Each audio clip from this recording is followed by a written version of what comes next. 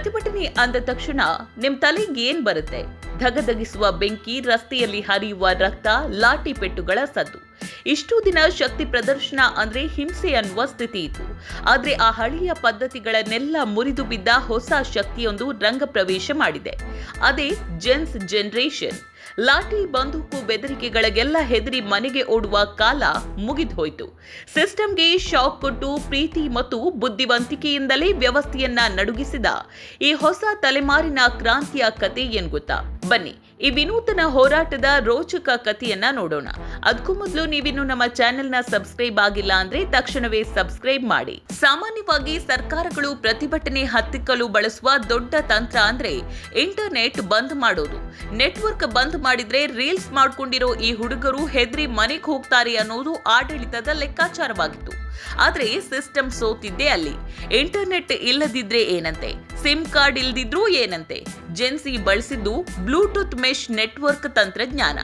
Internet ಸಂಪರ್ಕವೇ ಇಲ್ಲದೆ ಮೆಸೇಜ್ಗಳು ಒಂದರಿಂದ ಇನ್ನೊಂದು ಮೊಬೈಲ್ಗೆ ಕ್ಷಣಾರ್ಧದಲ್ಲಿ ಹರಿದಾಡಿದ್ವು. ತಂತ್ರಜ್ಞಾನವನ್ನೇ ಆಯುಧ ಮಾಡಿಕೊಂಡ ಈ ಯುವ ಪಡೆ ಪೊಲೀಸರಿಗೆ ಶಾಕ್ ನೀಡಿತು. ಇಷ್ಟೇ ಅಲ್ಲ, ಪೊಲೀಸರು ಲಾಠಿ ಎತ್ತಿ ಅಶ್ರುವಾಯು ಸಿಡಿಸಿ ಭಯದ ವಾತಾವರಣ ಸೃಷ್ಟಿಸಲು ಬಂದಾಗ ಈ ಯುವ ಪಡೆ ಓಡಿ ಹೋಗ್ಲಿಲ್ಲ. ಬದಲಿಗೆ ಎದೆಯುಬ್ಬಿಸಿ ನೆಟ್ಟಗೆ ನಿಂತು ಜನಗಣಮನ ಅಂತ ರಾಷ್ಟ್ರಗೀತೆ ಹಾಡಲು ಶುರು ಮಾಡಿತು. ಲಾಠಿ ಎತ್ತಿದ ಪೊಲೀಸರು ಆ ಕ್ಷಣ ಸ್ತಬ್ಧರಾಗಿ ನಿಂತು ಬಿಟ್ರು.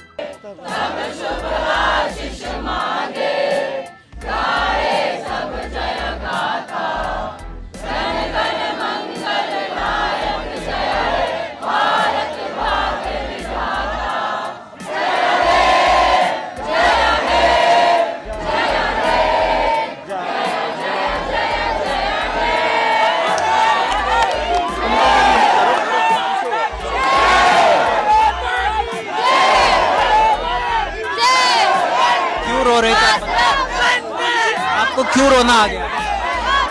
मेरा देश है, हम सब इसलिए आए हैं यहाँ पे क्योंकि हम सब लोग देश प्रेमी हैं, हम सब नेशनलिस्ट, हम सब असली पेट्रियट्स हैं जो मोदी की भक्ति कर रहे हैं। वो लोग कब समझेंगे इस बात को? वो अपना देश बेच रहे हैं। हम सब लोग इसलिए आए हैं, हम लोग देशद्रोही नहीं है, हम सब लोग इसलिए आए क्योंकि हमें देश से इतना प्रेम है कि हम सब ये देख नहीं पा रहे हैं। ಕೈಯಲ್ಲಿ ಕಲ್ಲು ಹಿಡಿಯುವ ಬದಲು ಬಂದೂಕಿನ ತುದಿಗೆ ಹೂವು ನೀಡುವ ಧೈರ್ಯ ತೋರಿಸಿದ್ರು. ನೀವು ಅನ್ಯಾಯದ ಪೆಟ್ಟು ಕೊಟ್ರೆ ನಾವು ನಿಮಗೆ ಪ್ರೀತಿಯ ಪ್ರತಿರೋಧ ತೋರ್ತೀವಿ ಅನ್ನುವ ಈ ಸಂದೇಶ ಇಡೀ ಜಗತ್ತಿನ ಗಮನ ಸೆಳೆಯಿತು. ಸಾಮಾನ್ಯವಾಗಿ ಪ್ರತಿಭಟನೆ ಮುಗಿದ ಮೇಲೆ ರಸ್ತೆಗಳು ಕಸದ ತೊಟ್ಟಿಯಾಗ್ತವೆ. ಆದ್ರೆ ಈ ಜೆನ್ಸ್ ಯುವಕರು ಹೋರಾಟ ಮುಗಿದ ತಕ್ಷಣ ರಸ್ತೆಯಲ್ಲಿದ್ದ ಪ್ರತಿಯೊಂದು ಕಸದ ಚೂರನ್ನು ತಾವೇ ಸ್ವಚ್ಛಗೊಳಿಸಿ ಹೊರಟರು. ಪೊಲೀಸರು ಹೊಡೆದ ಪೆಟ್ಟಿನ ನೋವಿದ್ರೂ ತಮ್ಮ ನಾಗರಿಕ ಜವಾಬ್ದಾರಿಯನ್ನ ಅವರು ಮರೆಯಲಿಲ್ಲ. ರೀಲ್ಸ್ ನೋಡೋದು, ಟ್ರೆಂಡ್ಸ್ ಫಾಲೋ ಮಾಡೋದು ಮಾತ್ರ ಈ ಜೆನ್ಸ್ಗೆ ಗೊತ್ತು ಅಂದುಕೊಂಡಂತವರಿಗೆ ಇವತ್ತು ಅವರ ನೈಜ ಶಕ್ತಿ ಏನು ಅಂತ ಅರ್ಥವಾಗಿದೆ. ಯಾವುದೇ ರಾಜಕೀಯ ಲಾಭ ಇಲ್ಲದೆ ಕೇವಲ ಸತ್ಯ ಮತ್ತು ತಂತ್ರಜ್ಞಾನದ ಬಲದಿಂದಲೇ ಇಡೀ ದೇಶದ ಗಮನ ಸೆಳೆದಿದ್ದಾರೆ. ಅಧಿಕಾರದ ಮುಖವಾಡಕ್ಕೆ ಬಲ ಪ್ರಯೋಗಕ್ಕೆ ಬಗ್ಗದ ಈ ಯುವ ಪಡೆ ಶಾಂತಿಯುತವಾಗಿಯೇ ವ್ಯವಸ್ಥೆಗೆ ನಡುಕ ಹುಟ್ಟಿಸಿದೆ.